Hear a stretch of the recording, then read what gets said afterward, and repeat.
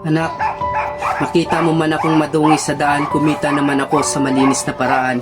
Oo, construction lang trabaho ko pero marangal naman ito sa mundong ating kinatatayuan.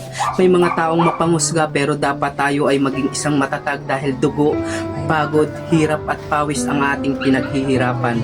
Hayaan mong minamaliit ka ng ibang tao dahil bilang isang construction worker di nila alam kung gaano kahirap ang ating pinagdadaanan.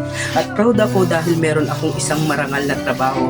Masama lang loob nararamdaman ko kasi dito sa Pinas kung sino pang pinakamahirap na trabaho ay siya pang pinakamababang sweldo.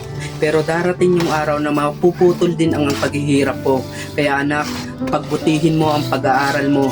Dugo at pawis ang puhunan ni tatay para gumanda ang buhay mo. Lahat kakayanin ni tatay para sa iyo.